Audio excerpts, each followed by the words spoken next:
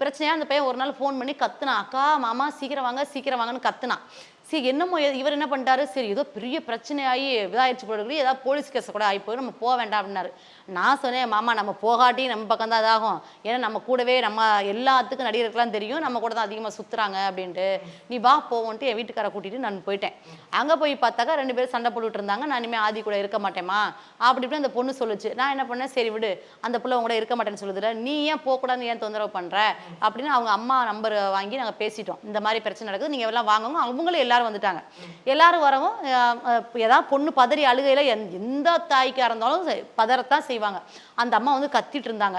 நான் சொன்னேன், பொறுமையா இருங்க, எதுவுமே இது பண்ணாதீங்க, நம்ம வந்து நீங்க கூட்டிட்டு போங்க, கை வச்சா அது தப்பா போகும், நாங்க பாத்துக்கிறோம், நாங்க பேசி இது பண்ணிக்கிறோம் அப்படின்னு சொல்லுவோம். சரி அவங்க கூட்டிட்டு அந்த பையனை தொட்டு அடிக்க கூட இல்லை. நாங்க இருக்கோம். இது நடந்தது எப்போக்கா?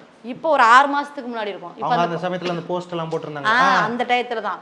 அப்போ வந்து அந்த நான் சொன்னதுனால நானும் மீடியாவில் இருக்கேன், இந்த உங்க பொண்ணும் மீடியாவில் இருக்கு, இது ஏதாவது தப்பா போயிடும், நீங்க அடிக்கலாம் அடிக்காதீங்க, நீங்க போங்கன்னு சொல்லவும் யாருமே அவனை கையை கூட வைக்கல. அவங்க பாட்டு கூட்டிட்டு போயிட்டாங்க. கர்ணன் பட்டு சென்டர். உங்கள் பழைய புடவைகள் நல்ல விலைக்கு வாங்கப்படும்.